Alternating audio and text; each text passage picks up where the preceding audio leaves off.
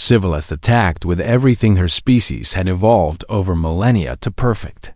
Psychic assault crashed against Park's mind like waves against stone, filling his consciousness with images designed to break the will of any living creature.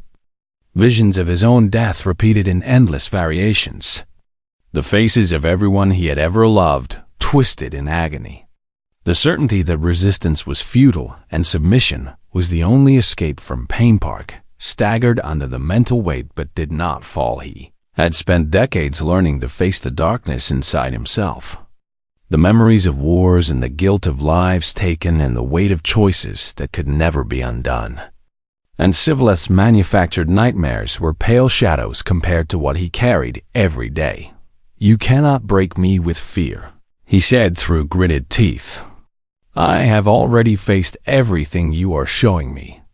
Scivilith pressed harder, reaching deeper into his mind, searching for the weakness that every creature possessed. What she found stopped her cold. Park's mind opened to her like a door swinging wide.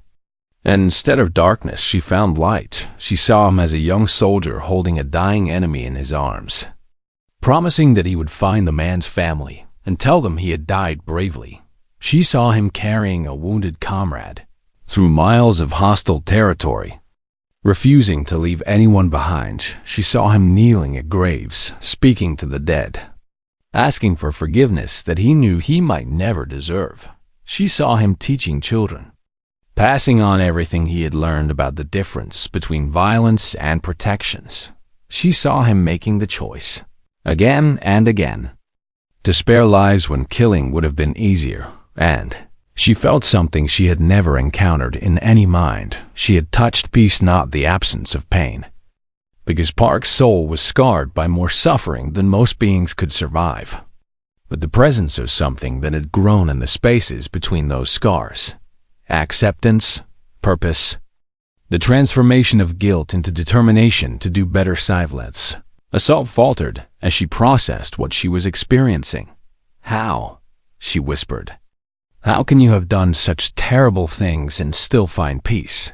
"Because I chose to let the past make me better instead of bitter," Park replied. "And that choice is available to everyone, including you."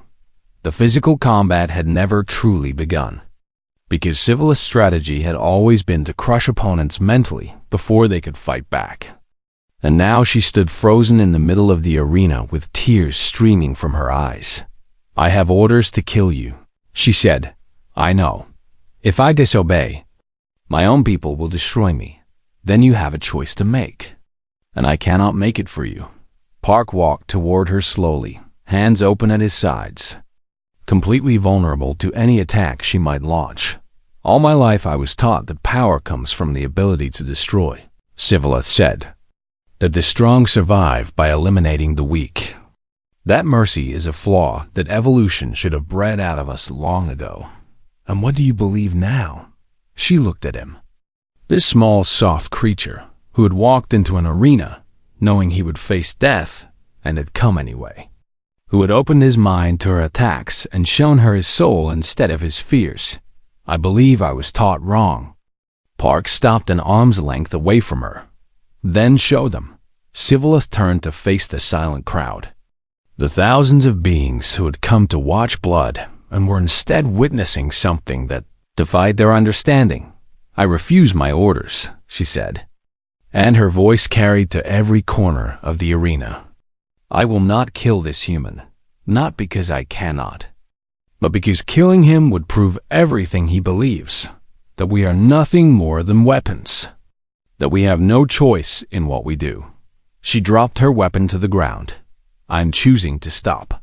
The Dremori delegation erupted in fury, demands for her execution mixing with accusations of treason. But Scivilith did not look at them. She looked at Park. "I do not surrender," she said, "but I will not fight you either." "What happens now?" Park smiled. "Now we walk out of this arena together, as neither enemies nor friends, but as two people who chose not to destroy each other." The judges had no protocol for this situation, no rule that covered both combatants simply refusing to continue. And after lengthy consultation, they were forced to declare the match a draw. Park advanced to the final round by default. But he refused the championship title when it was offered. Instead, he requested permission to address the conclave. Thrix and was among those who gathered in the Great Hall to hear what the human would say. And he brought recording equipment to capture every word. Park stood before representatives of 47 species. A single soft-skinned creature facing beings who could have destroyed him in countless ways. And he spoke in a voice that carried no threat and no fear. "You asked humanity to show you what true fighting means," he said. "And we have tried our best to answer, but the answer is not what you expected." He paused, looking around at faces that watched him with confusion and curiosity, and in some cases anger. True fighting is not about destroying your enemy, because destruction is easy. Any creature with claws or weapons or the will to harm can destroy. There is no special honor in being capable of killing. True fighting is about fighting so well, so completely, that your enemy no longer wishes to be your enemy. It is about having the power to destroy and choosing not to use it. It is about seeing the being across from you, not as an obstacle to eliminate, but as someone who might one day stand beside you. The greatest victory is not the battle won, but the war that ends with both people still standing. And that kind of victory requires something harder than strength. It requires the courage to believe that your enemy can change. He stopped speaking, and the hall remained silent for a long moment. Then Crystal X stood up in the chorus section. "The human speaks truth," he said. "I have thought much since our match, and I have realized that I am glad to be alive, glad that he gave me the choice to yield, glad that I will see my homeworld again." Corthlin the Valkyrie stood next. "I do not understand everything the human believes, but I understand this much. He could have let me fall, and he chose to save me instead. And I owe him a debt I do not know how to repay." One by one, others rose to speak. Not in agreement with everything Park had said, but in acknowledgement that something had changed. The tournament ended without a clear champion, but everyone who had witnessed it carried something away with them years later. When historians wrote about the moment humanity changed the galaxy, they would point to this day. Thrixian eventually resigned his position as judge and traveled to Earth to study under Park, who had returned home to his small dojo, where he taught anyone who wished to learn Civilith, founded a school of her own among the Dromori, teaching a new philosophy that valued mind over murder. Surrender became accepted in combat throughout council space. No longer shameful, but simply another choice a warrior could make, and in a classroom on a planet called Earth. A Dromori child with bright eyes asked Master Park what the most important technique was. The old man smiled, his face creased with decades of hard-won wisdom. "The most important technique," he said, "is knowing when not to use any technique at all. Because true strength is not in the fist that strikes, but in the heart that chooses when to stay open." The child nodded, not fully understanding yet, but holding on to the words until they would make sense outside the window. Ships rose towards stars that had once been full of species that feared each other, and were slowly learning that they did not have to. The day humanity revealed what true fighting means was not a day of victory. It was the day the galaxy started to heal.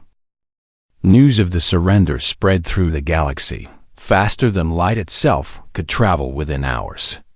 Every species with access to the council networks was discussing what had happened in the arena, and opinions fell into two distinct groups. The first group believed that Crystal X had been weak, that his surrender proved the Korath were not the warriors they claimed to be, and that the human had simply gotten lucky against an inferior opponent. The second group was not sure what they believed, only that something unprecedented had occurred, and they did not have the framework to understand it. Park advanced through the next 2 rounds using methods that only deepened the confusion. His second opponent was a Melox warrior, a creature that could spit acid capable of dissolving metal, and whose species had never been defeated in close combat.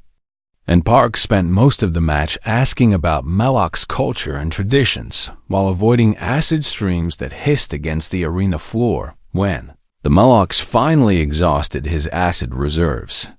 Park immobilized him with a hold that applied pressure to nerve clusters the Melocs had not realized were vulnerable, and once again offered surrender. The Melocs refused and attempted to bite through.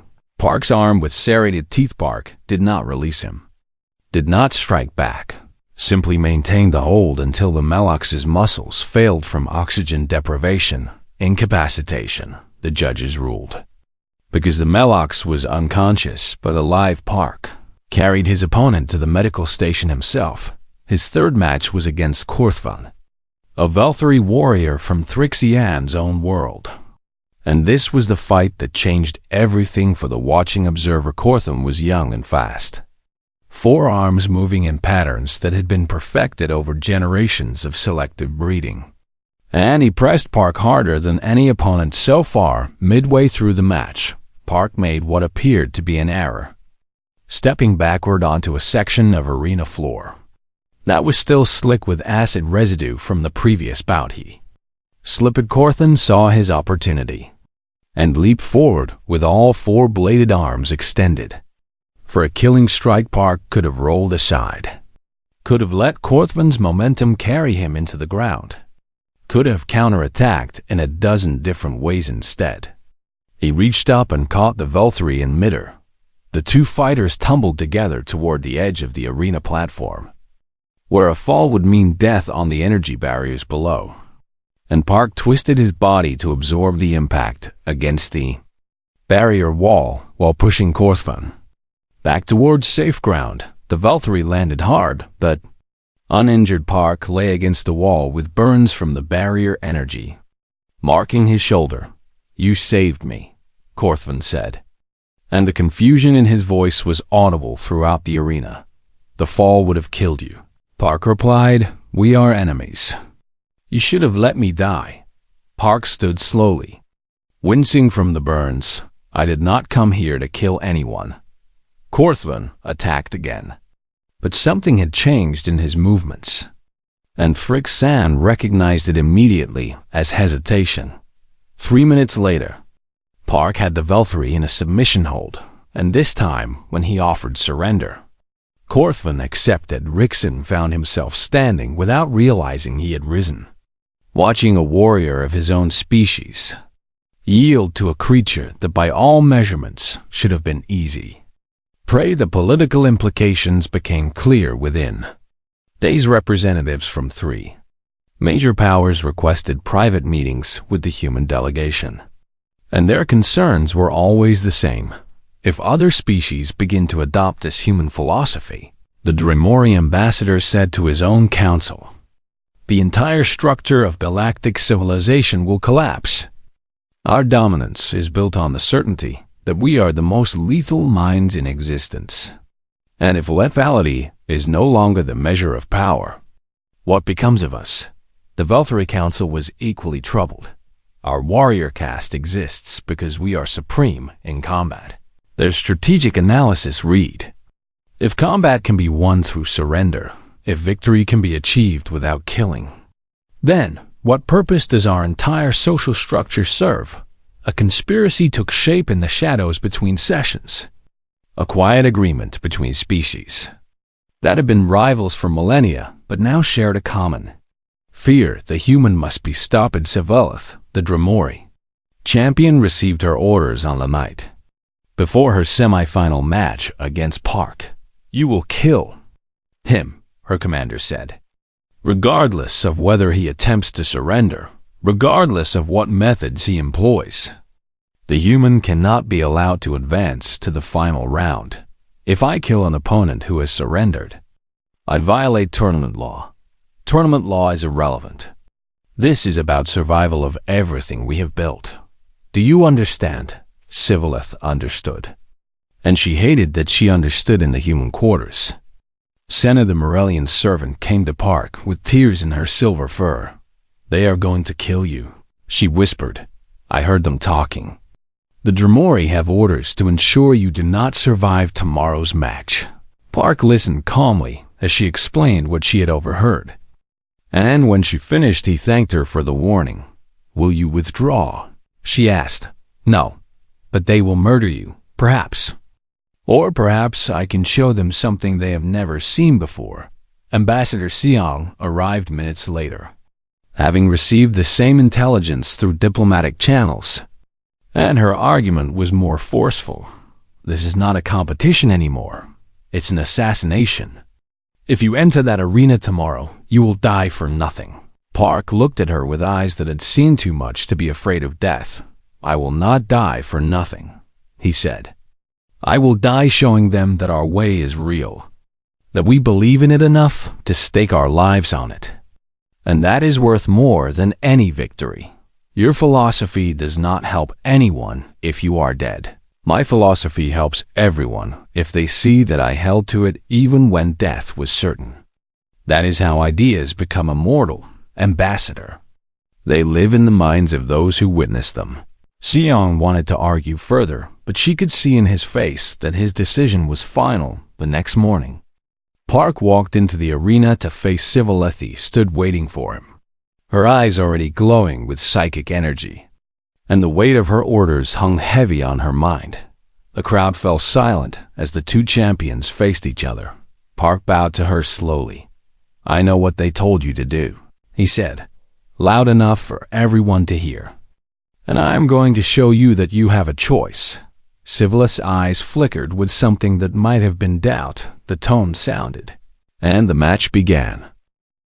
The arena was older than most civilizations, a massive structure floating in neutral space, where the gravity could be adjusted for any species, and the atmosphere could be modified to suit any combatant. And today, it was configured for standard conditions that both humans and Korath could survive. Adoing Park stood at one entrance while Crystal X stood at the other. And between them lay a circular fighting ground where 4,000 years of champions had spilled blood.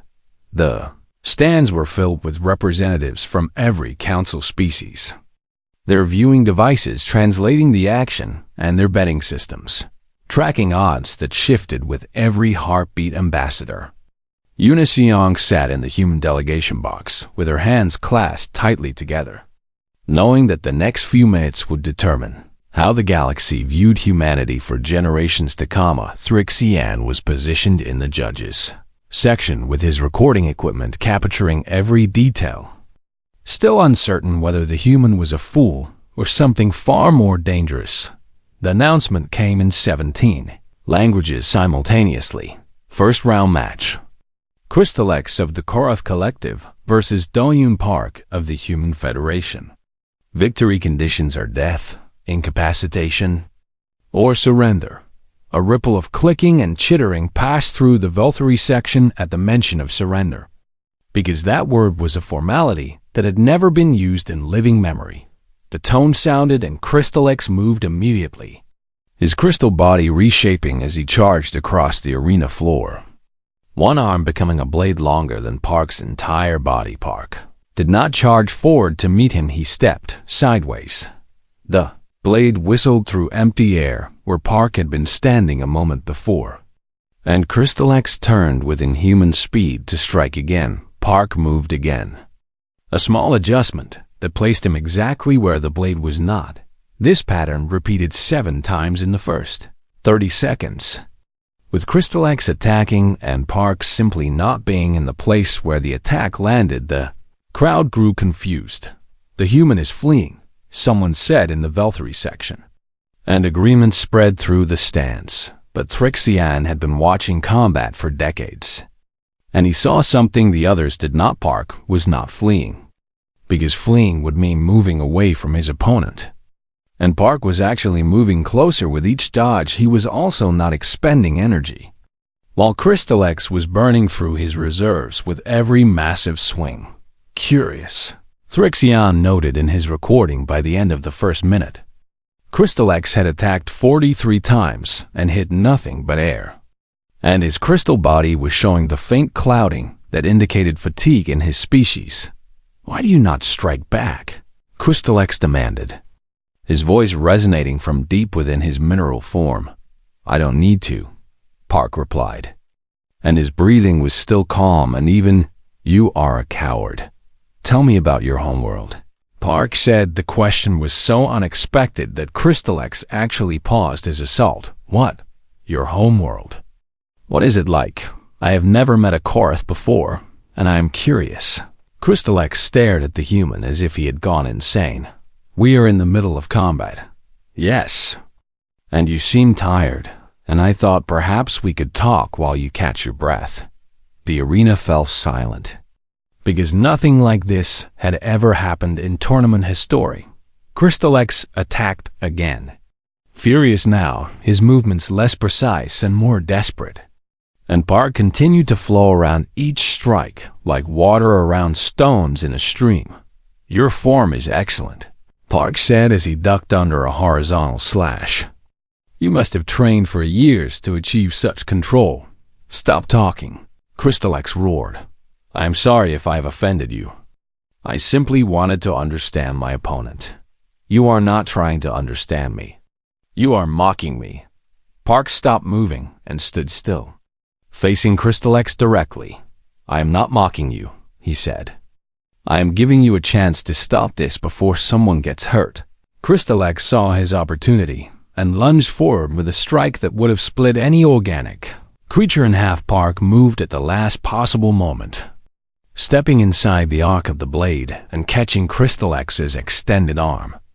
And then he twisted. The leverage was perfect, using the Korath's own momentum against him. And Crystal X found himself off balance and falling. Forward Park guided him down to the ground and locked his arm in a position that prevented any movement without shattering the crystal limb the arena erupted in. Confusion. What is he doing? Someone shouted. Is the human broken? Asked. Another Park leaned close to Crystal X's head. Listen to me carefully, he said. I could break your arm right now. The angle is correct, and your crystal has been weakened by the energy you have expended. But I do not want to hurt you. Then what do you want? Crystal X asked through the pain. I want you to surrender. The word hung in the air like something forbidden. Surrender is disgrace, Crystal X said. No, Park replied. Defeat is defeat, nothing more. What you do after defeat determines whether there is disgrace. And I am offering you the chance to walk out of this arena whole. I will be shamed before my people. You will be alive to face that shame. And you will have the chance to grow stronger and fight again. Is that not better than being broken here for the sake of pride? Crystal X was silent for a long moment, his crystal mind processing something it had never encountered before. If I surrender, I lose everything. If you die, you lose more. Park loosened his grip slightly. I have been in wars, he said. I have seen friends die beside me and enemies fall before me. And I learned something that changed everything. I thought I knew about fighting. What? The greatest victory is not destroying your enemy. It is convincing them that they do not need to be your enemy anymore. And that cannot happen if one of us dies here today. The arena had gone completely silent.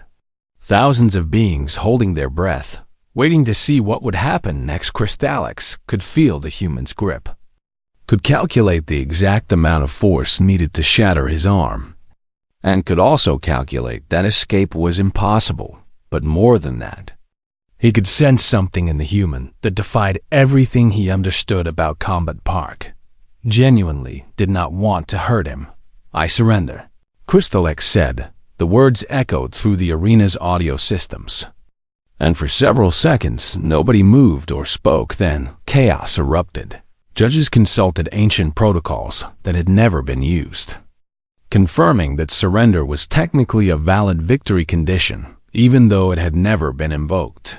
The Korath delegation sat in stunned silence, unsure whether to be ashamed or relieved. The betting systems crashed as outcomes that had been considered impossible suddenly needed to be calculated. Park released his grip and helped Crystal X stand. supporting the weakened Korath with one arm. "You fought well," Park said. "There is no shame in what happened here." Crystal X looked at the human with an expression that crystal faces were not supposed to be capable of making. "I do not understand you," he said. "That's all right." Park replied, "I hope someday you will." He walked back to the human entrance of the arena, leaving behind a galaxy that suddenly did not know what to think. Thrixians' report that evening was only one sentence. The human did not win by being stronger. He won by making his opponent choose to stop fighting. And I do not know how to classify that in her viewing box. Unisiang finally allowed herself to breathe again. They had shown the galaxy something it had never seen before, and now everything would change. The training facilities aboard the Conclave Station were designed to accommodate every known form of combat. From the acid-spitting chambers used by the Muloks to the zero-gravity spheres preferred by the Yintari. And each species had claimed their own section to prepare for the tournament. Thrixan made it his business to observe as many of these preparations as possible, recording techniques and strategies that might prove useful in his assessment of each competitor. The Velthari champion was a young warrior named Crixvo, who practiced killing strikes on holographic targets that dissolved into simulated blood when hit correctly. And Frixan felt pride watching his species representative destroy target after target with mechanical precision. The Korath champion Crystal X stood in a chamber of extreme temperatures, forcing his crystal body to adapt and harden, and the readings indicated he could now withstand impacts that would shatter stone. The Dromori champion Sivalith sat in a darkened room, reaching out with her mind to touch the consciousness of passing crew members, practicing the mental attacks that had made her species feared throughout the galaxy. Every champion trained the same way, honing their ability to kill quickly and efficiently, because that was what combat meant to every civilization that had ever reached the stars. Every champion, except one Ado Yun Park, had claimed a small meditation room near the lower decks, an area so unremarkable that Thrixian almost missed it during his rounds. And what he observed there made no tactical sense at all. The human sat cross-legged on the floor with his eyes closed, breathing slowly, doing absolutely nothing that could be considered preparation for lethal combat. Thrix watched for 3 hours on the first day and saw Park move only twice, both times to adjust his posture slightly. On the second day, Park practiced his forms, but so slowly that a child could have dodged every movement, and he never struck anything with force. "This is deliberate deception," Thrixian noted in his report. "Or humanity has sent a representative who has lost the will to fight." But on the third day, something happened that forced Thrixian to reconsider everything he thought he understood. A young Morellian was working in the corridor outside Park's meditation room, one of the servant species that performed maintenance throughout the station, and 3 Velthari warriors cornered her as Thrixian watched from a distance. The Velthari were not champions, merely soldiers who had accompanied their delegation, and they were amusing themselves by making the small Morellian cower. "Your species exists to serve," one of them said, clicking his mandibles in amusement. "Perhaps you should demonstrate your purpose by cleaning our quarters on your hands and knees." The Morellian trembled but could not flee, and Thrixian felt no inclination to intervene because this was simply the natural order of things. Then Park stepped out of his room. He did not raise his voice, did not make any threatening movements, but the 3 Velthari turned to face him immediately, as if sensing danger. "Is there a problem here?" Park asked calmly. "This does not concern you." "Human," the largest Velthari said. Park looked at the Morellian, a small creature with silver fur and wide, frightened eyes, and then looked back at the warriors. "I think it does," he said. The standoff lasted only a moment before the Velthari decided that starting an incident with a tournament competitor was not worth the entertainment value of bullying a servant. and they left with dismissive clicks of their mandibles. Thrixon expected Park to return to his meditation, but instead the human knelt down to speak with the Morellian at her eye level. "Are you all right?" he asked. "Yes." "Honored champion," she whispered. "Thank you. My name is Park. And you don't need to call me honored anything." The Morellian's eyes widened with something Thrixian could not identify. "I am called Senna," she said. "Senna. Do you know why those warriors targeted you?" "Because I am small," she said. "Because my species has no strength, and no weapons, and no way to defend ourselves." Park nodded slowly. "Would you like to learn?" Thrixian recorded the next hour with growing confusion as the human tournament champion spent his valuable preparation time teaching a servant basic techniques for escaping grips and creating distance from an Anas attacker. "You will never overpower someone larger than you," Park explained, "so you should not try. But you can learn to move in ways that make it difficult for them to hold you. And sometimes that is enough to escape." Senna practiced the movements awkwardly at first, then with growing confidence. And when the lesson ended, she bowed deeply to Park in the fashion of her people. "Why did you do this?" she asked. "I am nothing, and you gain nothing from helping me." "You are not nothing," Park said. "And I gained something very important." "What?" "I was reminded why I fight that evening." Thrixian observed something else that troubled him. The formal dinner for all tournament competitors was a grand affair, with representatives from every species seated according to their ranking in the predicted outcomes. And humanity was placed at the far end of the table, with the other unlikely survivor, Sivlith. The Dremori champion approached Park during the meal, and Thrixian saw her eyes glow faintly with psychic energy. He knew what she was doing because he had seen it before. The mental pressure that Dremori used to intimidate opponents before a match, filling their minds with images of defeat and death until their will to fight crumbled. Park looked up at her calmly. "You are trying to frighten me," he said. Sivlith's eyes glowed brighter. "I'm showing you what awaits you in the arena." "I have seen death many times," Park replied. "It does not frighten me anymore, but I am curious about something." The Dremori's concentration flickered with surprise. "What?" "When you look into my mind, what do you see?" Sivlith pressed harder, reaching deeper into the human's consciousness. And what she found there made her step backward. "Nothing," she whispered. "Not nothing," Park said.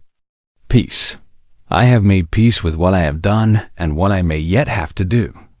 And there is nothing in your arsenal of fears that I have not already faced inside myself." Sivlith returned to her seat and did not look at Park again for the rest of the evening. Later, Thrixian intercepted her report to the Dremori delegation. "The human is either weak beyond measure," she had written, "or he is hiding something terrible. And I do not know which possibility frightens me more." The odds for the tournament were posted that night, calculated by analysts from dozens of species, using every metric available. And humanity was ranked last. Park had the lowest probability of survival ever recorded in the tournament's history when Thrixian showed him the rankings. Park simply smiled. "Good," he said. "That means they are not prepared for what they are about to see." That night, Park sat alone in his quarters and wrote a letter to his granddaughter on Earth. A message that would take weeks to reach her through the relay network. "Tomorrow they will learn," he wrote, "that the hardest fight is the one where you choose not to destroy your enemy. And I hope that when you are old enough to read this, you will understand why that matters." He sealed the message and sent it into the void between stars, then closed his eyes and waited for morning. The message arrived on a Tuesday morning, and Ambassador Unision read it 3 times before she believed what it said. Humanity had been part of the Galactic Council for 5 years now. Ever since first contact had changed everything Earth thought it knew about the universe. And in those 5 years, humans had proven themselves capable diplomats and eager learners. But they had never been tested in the way the Council truly measured worth. The conclave of ascended species was the oldest tradition in known space. A tournament held every 50 cycles where member species demonstrated their martial prowess before the gathered civilizations. And participation was not optional for any species seeking full membership. Yuna set down her tablet and looked out the window of the embassy station at the stars beyond, knowing that somewhere out there, dozens of alien species were already preparing their champions for combat. She had studied the tournament archives, had watched recordings of past matches that stretched back 4,000 years. And what she had seen troubled her deeply. The Valkyrie were insectoid warriors with 4 arms and exoskeletons harder than steel. And they fought with a precision that looked more like mathematics than violence. Each strike calculated to kill in the most efficient way possible. The Korath were beings made of living crystal who could reshape their bodies into blades and hammers. And they viewed combat as a simple equation where the strongest mineral composition won. The Dromori were slender creatures with vast psychic abilities who could crush an opponent's mind before their body ever fell. And they had not lost a tournament match in 600 years. Every species that competed understood combat the same way, as a test of killing efficiency, and the winner was simply whoever eliminated their opponent fastest. Yuna had never seen a match end in surrender, had never seen mercy offered or accepted, had never seen anything that looked like what humans meant when they talked about fighting. She pressed the communication panel and requested a secure channel to Earth. 3 hours later, she was speaking with the Joint Chiefs and the Secretary General, explaining what the Council demanded and what refusal would mean. If we don't participate, we remain probationary members forever, she said. And probationary members have no vote, no trade priority, and no protection under the mutual defense treaties. The Secretary General nodded slowly on the screen. Then we participate, he said. But we do it our way. The selection process took 2 weeks, and it confused everyone who observed it. The Valkyrie expected humans to choose their largest soldier, their most decorated killer, their most feared warrior, because that was what every species did instead. Humanity chose Dolian Park. He was 52 years old, a master sergeant who had served in 3 wars and received wounds that still ached when the weather changed. And for the last 15 years, he'd been an instructor, teaching young soldiers not just how to fight, but why they fought. He was not the strongest human, not the fastest, not the one with the most confirmed kills in combat. When Yuna met him at the embassy station, she understood immediately why he had been chosen. He moved like water, like something that could flow around obstacles rather than smashing through them. And when he shook her hand, his grip was firm, but not crushing. Ambassador Seong, he said. And his voice was calm in a way that suggested he had faced death enough times that the tournament held no fear for him. Master Sergeant Park, she replied.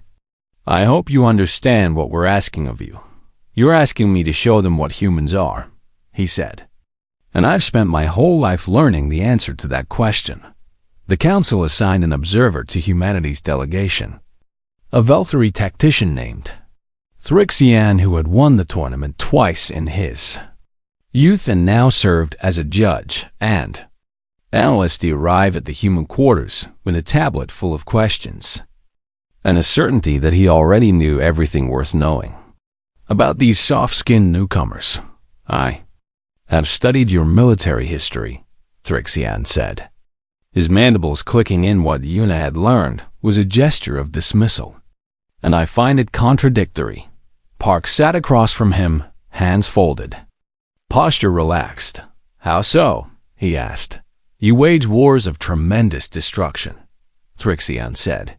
Your species has killed more of itself than most species encounter in their entire existence. And yet you also show mercy. You accept surrender. You rebuild the nations you have defeated and call them allies within a generation. Yes, Park said simply, this is inefficient. Thrixian continued. If you have the power to destroy an enemy completely, you should do so. Otherwise, they may rise again to threaten you. Park was quiet for a moment, and when he spoke, his words were careful. May I ask you something? Observer Thrixian. The Valtry's antennae twitched in surprise. Because few species spoke to him so directly. You may. In 4,000 years of this tournament, how many enemies have you turned into friends? Thrixian did not understand the question. Enemies are eliminated, he said. That is the purpose of combat. And how many wars has your species fought in those 4,000 years? The Valtry paused, calculating. 347 major conflicts, he said. Not counting suppression actions against lesser species. Humanity has existed as a spacefaring civilization for less than 200 years, Park said. And in that time we have fought 6 wars among ourselves. But we have also formed alliances with every nation that once opposed us. And we have not needed to fight those nations again. He leaned forward slightly. Killing an enemy is easy. Observer, but making peace with them requires something much harder.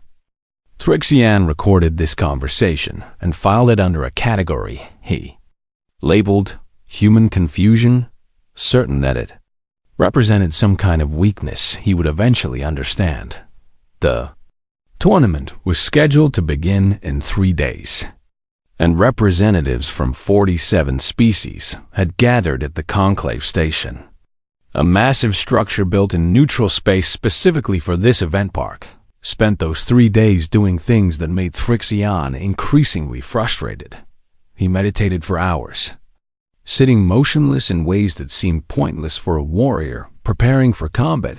He practiced his movements slowly, forms and patterns that looked like dancing more than fighting. And he never once struck anything with full force. He walked through the station talking to servants and workers, learning their names, asking about their homes and families, treating the lowest maintenance worker with the same respect he showed to ambassadors. On the final night before the tournament began, Thrixian submitted his preliminary assessment to the council. The human representative is either deliberately hiding his abilities, he wrote, or humanity has made a serious error in their selection, and I cannot determine which explanation is correct. Yuna found Park on the observation deck that evening, watching ships arrive from distant worlds, and she stood beside him in silence for a long moment. Are you ready? She finally asked. I've been ready my whole life, he said.